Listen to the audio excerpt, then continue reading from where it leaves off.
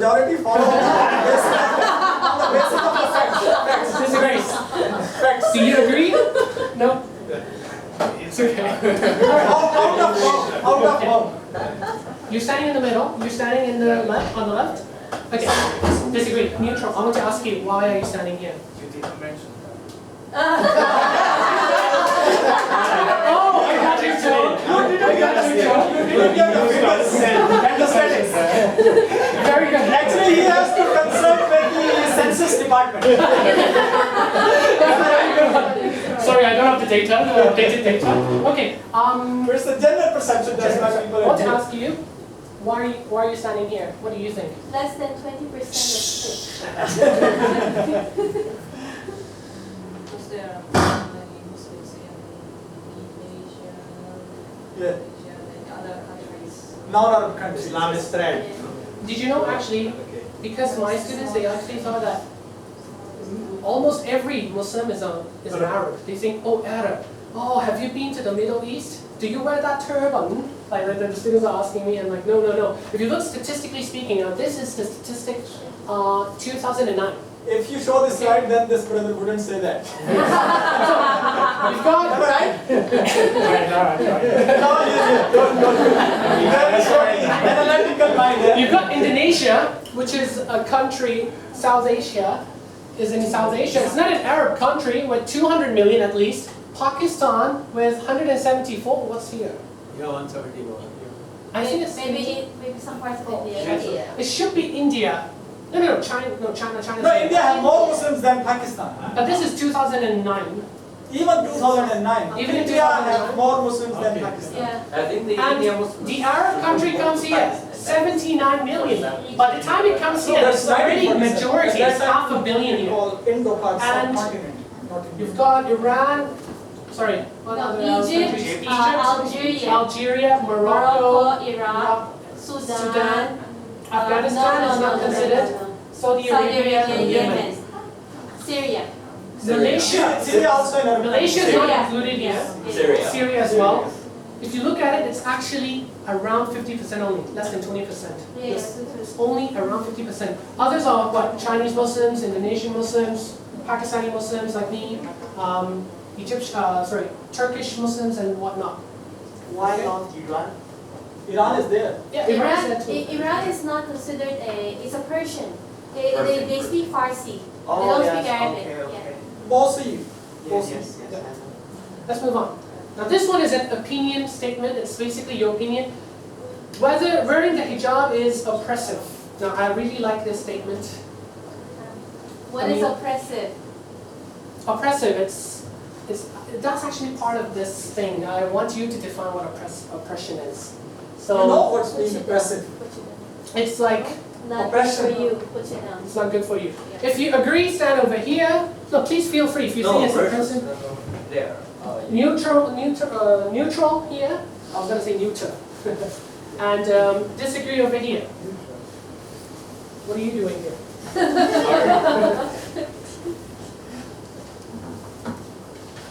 Okay.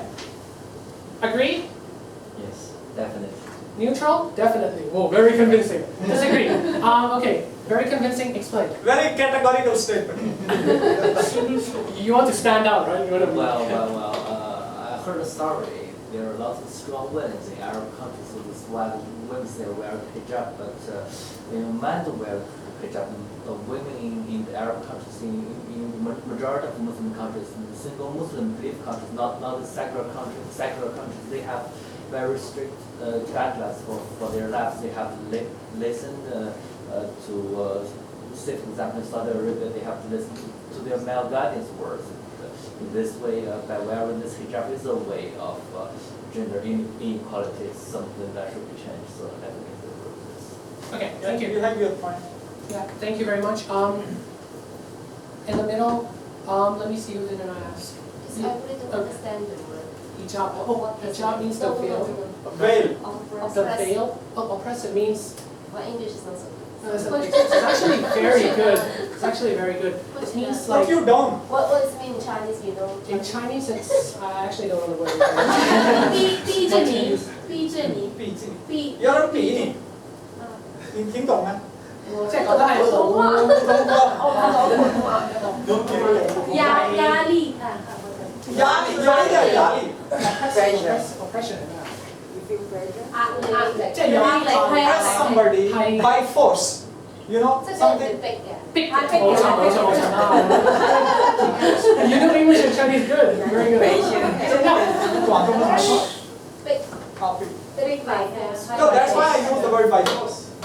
So now that you know the meaning, do you Now you decide. agree, disagree, or You you mean decide? from the point of girls or from point? It's up to you to decide.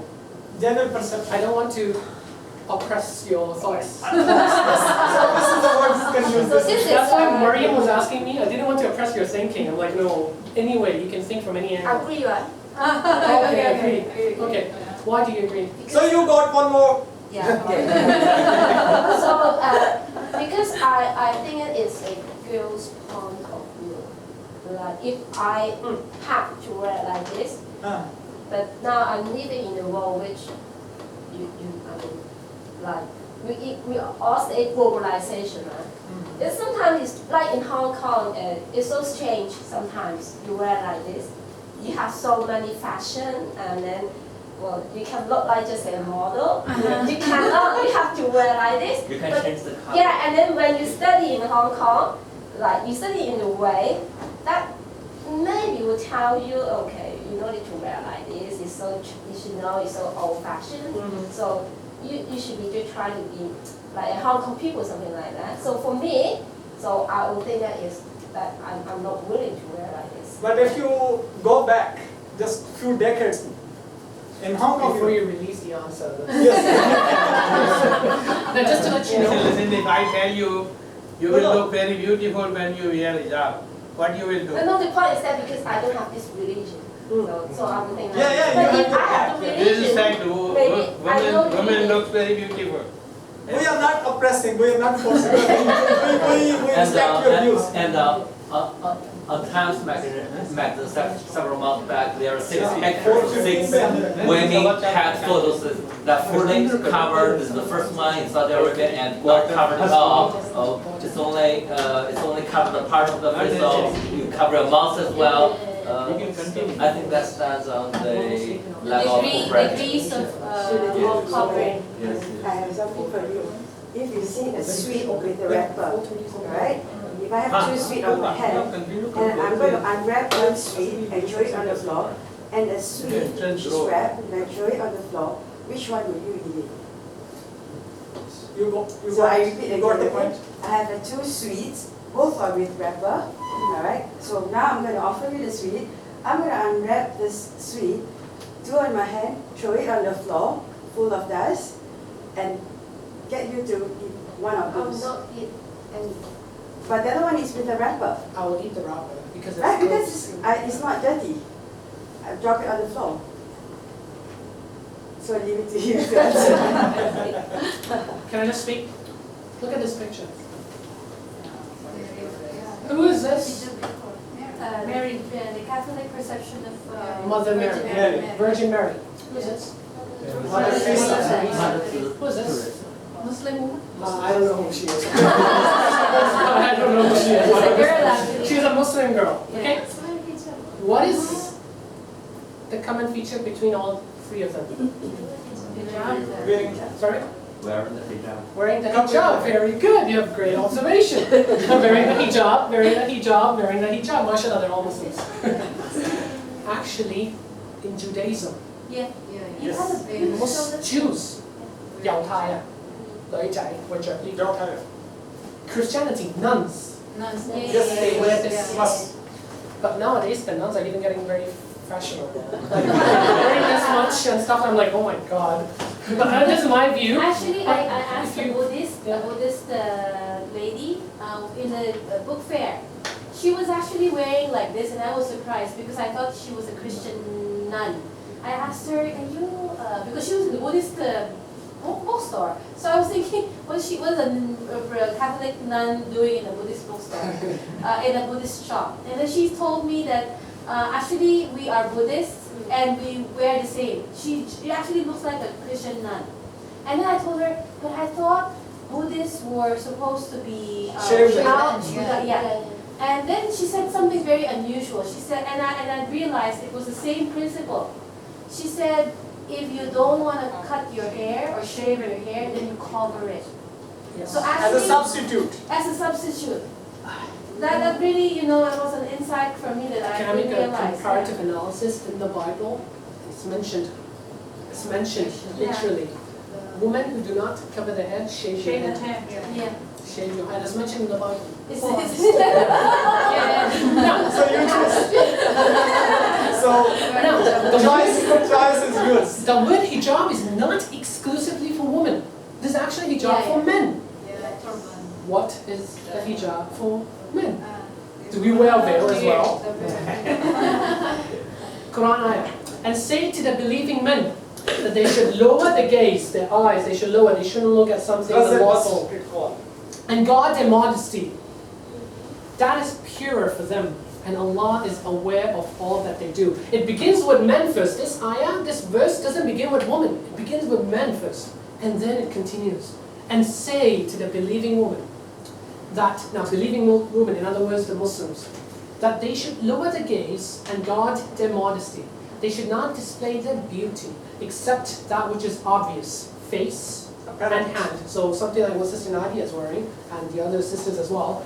And to draw their veils over their bosoms and not to reveal their beauty except to their husbands, their fathers, their husbands' fathers, their sons, their husbands' sons, their brothers and their brothers' sons. So in other words, close relatives. Or relatives that may never be able to marry. And I can tell you, I'm married. I married recently, 4 or 5 months ago, 4 months ago, I think. My wife is going to see this video and she'll go like, huh, you forgot? I can tell you, I actually know Muslim women who have said certain statements. They have said, after wearing the hijab, I feel like I'm in control. I feel like I'm in control. Like I'm able to control what people look at me. And there's one statement, I'm not sure of who it was, and it's a very well-known statement of a person, of a Muslim woman. She said, people, after wearing the hijab, people do not judge me as a piece of meat anymore, but as a piece of mind. And not for meat. We're converts. Yeah. Most of the Filipinos here, we used to be Christians. And of course, we used to wear short, mini skirts and, the latest hairstyle and everything. And I mean, I don't know if Margie can tell you, the difference between being covered and uncovered is very great. I don't feel, as much sexual harassment as I used to, being a Christian. And I don't have as much problem. What am I going to do tomorrow? What my hairstyle should be? Having makeup and everything. I don't have that kind of problem that you worry about your physical appearance all the time. I wear a hijab. Can I ask one interesting question? Is it bad for your hair? No. It's actually, what I've realized, because I have sisters, who are You Christians. lose it at home, but you Yeah. have to wear the hijab every time you went out. You will go out. Yeah, it doesn't actually make you lose your hair. Yeah, there's a common misconception that it will, it actually protects your hair. And you can take off your hijab at home. Yeah, Like you're not wearing it 24 hours. Like in Yeah, front yeah. of close relatives, your mom, your dad, maybe your close cousins, it's fine. You can take off this, you can even show your arms, it's okay. But when you go outside, when non-mahram, in other words, strangers, that's when you wear the hijab. And even for men, we are supposed to cover from our navel to the knee. We should cover. So, for example, if it's a sunny day, and it's not a sunny day, for example, if it's a sunny day in August or something like that, and I want to go to the beach and it's so hot, I cannot take off this, I cannot take off my t-shirt and just wear a short. No. I need to cover this part to this part. In other words, protecting my private parts. You see what I'm trying to say? And I can tell you, statistically speaking, check it up online. In Western countries, where women do not cover themselves, the rate of rapes much significant, much higher than Muslim majority countries. Now, Muslim majority countries, how many there are? I think there are 55, more than 50 Muslim majority countries. But if you look at the statistics, in non-Muslim countries, the cases of rape, the crime rate, the rate is so high. so high. When you see a Muslim woman covering, one will try to deter. You know, as a man, and everyone knows, you guys know, we have desires, we have carnal desires. But when a Muslim woman wears a hijab, it brings into mind that she's a devout follower of God, and it reminds one that, oh, you know what, what's our purpose of life? You see what I'm trying to say? So it's not only just protecting or encouraging women, it's actually, how should I say, there's a word for this, it's encouraging Muslims, what's that, Muslim women, it's empowering women. It's empowering women. It's not degrading women, it's empowerment. Yeah, but I do agree that some of the countries in the Middle East, they misinterpret the situation to the case that people are compelled to wear the hijab or to wear, you know, certain kind or to do certain things, Yes. which is not actually, you could probably, yeah, Islamic. Yeah, so there's a difference in the spirit of the message itself and the implementation. There are really, I do agree with him, there are grave problems in terms of the implementation. I agree. Some Thank you are for bringing culture. that. Because Yes. some are culture, they just only use the culture, that's why. Can I tell you one thing? There's no country in this world, I can tell you, that's purely Islamic. Yeah. No country in this world that's purely Islamic. Some things that we see are basically binded on culture. Yeah, so it's not really what, you know, they say, oh, you know, it's not. It's not what Islam is supposed to be. Okay, final statement. Muslims support jihad. Have you heard of this word before? Yes or no? Jihad. Jihad. Have you heard of this word? No? Now, they love to use this in the mass media. They love to use this word jihad. Jihad, basically, I'm not going to tell you the correct meaning, but... What does jihad mean? Do you know? No, just what you think it means. What do you think it means? 中文都 okay. Kind of war, yeah. Good. That's the meaning that the mass media portrays. Anyone else? Jihad? Have you guys heard of this word before? What does it mean? What do you think it means? Saints? 中文就是讨伐异教徒的战争。啊，战争 War. Yeah, 战争 yeah. Oh, 对。So Muslims Philippine Chinese. Oh, actually, we have a multilingual Muslim here. United Nations. Okay, if you agree with this statement, so basically, in other words, the mass media interprets this as holy war. Holy war. Muslims support holy war. Agree, stand over here, disagree over here, neutral over here. Holy war for what?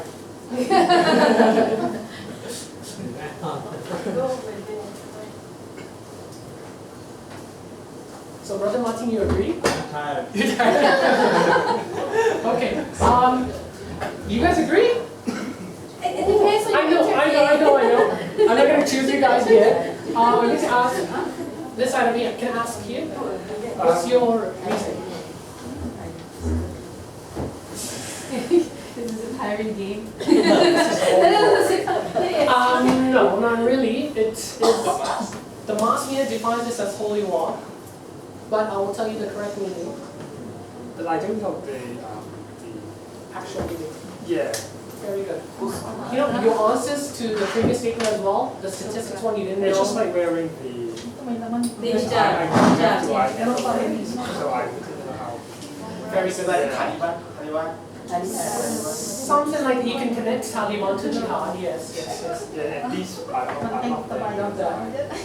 Yeah, can I just use it?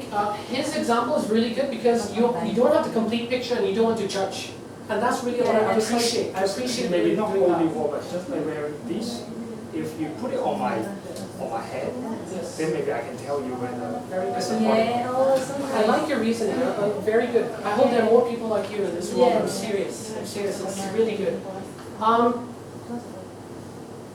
Muslims support jihad. Let me ask, brother. You disagree? Sorry, is this Disagree. Wrong side. So, brother, you agree? Yes. Why? No, it depends on the extent, you know.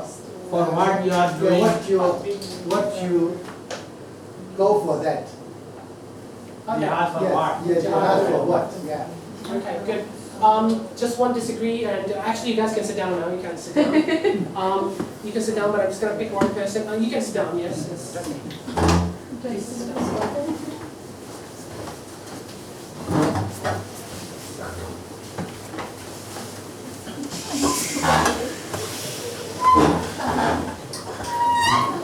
So remember the sister over there, you were standing over here, why did you disagree? Because jihad, it depends upon how you oversee it, how you see it. How you see it. Yeah. Okay, so that's why you disagreed. Okay. All right, now, me, I will stand on the agree side. I support jihad. What you are doing? Very good, Brother Martin, that's a very good question. Now, the concept of jihad comes from the root word jahada, which means exerting great effort. Exerting great effort. Linguistically, it means struggling. You struggle. All right? And it means striving. Doesn't mean holy war yet. Doesn't mean holy war. Islamically, there are 3 types of jihad. The first one is spiritual jihad. Against your ego, against your desires. Your desire says, hey, you want to rob a bank. You're like, no, not to rob a bank. Your desire says, you want to show off how much money you spent in charity. No, you tell yourself, no, control yourself. Spiritual jihad. You struggle against your own ego from showing up. So non-violent struggling with oneself for a life of virtue. The second type of jihad is the verbal jihad, which is to speak the truth, even if it's against your own self. You see what I'm trying to say? I know everyone has come across a point of time in which you want to defend yourself, you know that you're wrong. You see what I'm trying to say? But you sort of lie. Like, for example, I'm not suspecting my students, but some students sometimes, they come late and they're like, oh, I'm sorry, I'm late. I was helping someone with, an old lady, the oranges fell down, started picking them up. They made something like this once or twice, and of course, I'm like, okay, fine, please be here next time. Like, thank you, Mr. Razi, don't mark me late. You see what I'm trying to say? Like, there has been a moment in time, but Islamically, verbal jihad. You speak the truth even if it's against yourself. I'm late because I was really late. I really stole money from this person. Speaking the truth. And in the hadith, if I'm not wrong, it says something like this: the best form of jihad is to speak in front of a tyrant that you are a tyrant. To say to a tyrant, you know what's a tyrant? A dictator who oppresses people. In Islam encourages you to say to the tyrant that you are oppressing people, what you're doing is unlawful. Even if it threatens your life, you speak the truth. The third form is called the combative jihad. In other words, the physical jihad. We've got a phone call. Combat jihad. Combat to establish justice, which is a supreme goal. Now, combat basically means fight. To establish justice, fairness, equality, which is a supreme goal not only in Islamic teachings, but in all civilizations. If justice cannot be achieved by peaceful means, then combat, then physical war is the only means to achieve justice. For example, if someone invades your home, what would you do? Would you be like, please come, no problem, you can even have my wife, my children, no problem, please steal, oh, here's my bank account, my credit card, please have it. No, you try to negotiate, you try to discuss saying, hey, this is my home, this is my homeland, don't steal, this is my right, this is my property. But if someone invades and he fights you against, you have to have, in Islam, you have to have peaceful means first. If nothing works out, then combat is the only way. But it's only combat if those who combat against you first. So fight in the cause of Allah. Those who combat against you, there's a condition here. So do not just be like, okay, I can go and fight with anyone. No. Only those people who oppress you, who fight you, that's when you can only fight back.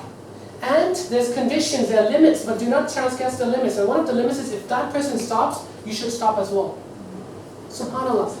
I can tell you, in war today, they don't do that. If the other party stops, they will make sure they kill 20 more people or 200 more people, and then we'll be like, okay, finally, let's settle down now. I can tell you, what happened in Guantanamo Bay? Guantanamo Bay, that's ridiculous. Muslims were prisoners, were served as prisoners, and they were treated in ill conditions, in very ill conditions. They did not even have fair trial. Even not according to the Geneva Convention of the prisoners' Geneva rights. Convention, exactly. The prisoners do have the rights. Yeah, and let me just show you some rights, some limitations. If there is war, there are some limits, as I mentioned here. You see here? Limits, right? Do not transgress the limits. What are the limits? These are just some of the limits. Never kill innocent people. Never kill innocent civilians. Never torture prisoners of war. So if you have some captives, do not torture them, do not tease them.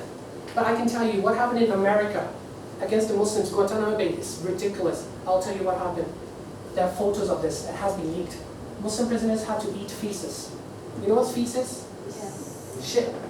One man was covered with shit everywhere and he had to dance naked. Is this what you call the 21st century USA freedom of human rights?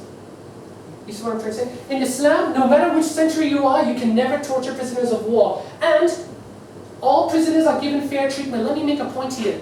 In Islam, if you have prisoners of war and there is insufficient food, the prisoner of war has the right to eat and you do not.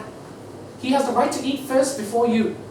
And if there's only like one meal, okay, you give it to the prisoner of war and you stay hungry yourself. This is the right upon the prisoner of war. Which, really, seriously, which country in this world would come up with something like this? Never kill animals. Never destroy crops. Never destroy infrastructures. Never mutilate bodies of enemies, dead or alive. Women, children, and elderly are protected from all harms. Do not kill, do not hurt women, children, elderly. And always bury the dead with respect. This was 1,400 years ago. The Quran was revealed 1,400 years ago, before the Geneva Convention, as mentioned by Dr. Huck. Geneva Convention is basically a humanitarian ethics organization that says, okay, these are the rules of war and stuff like that.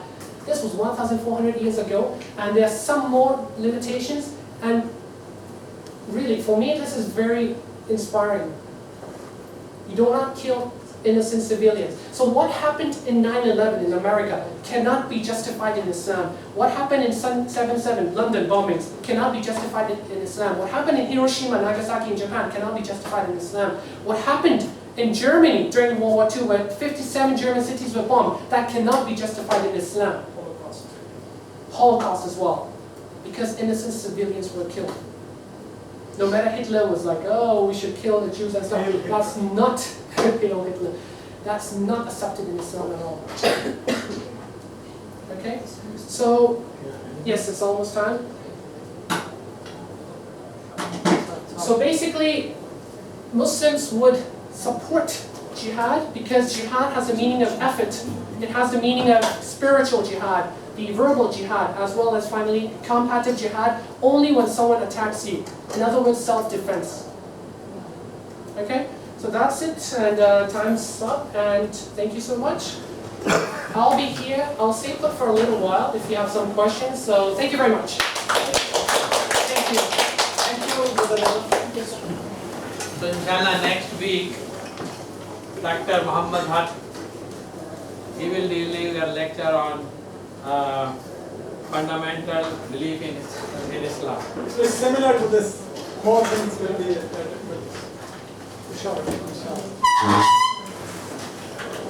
Thank you for coming. Thank you. See you all next week, inshallah. There's still 3 more booklets who did not get one. It's a very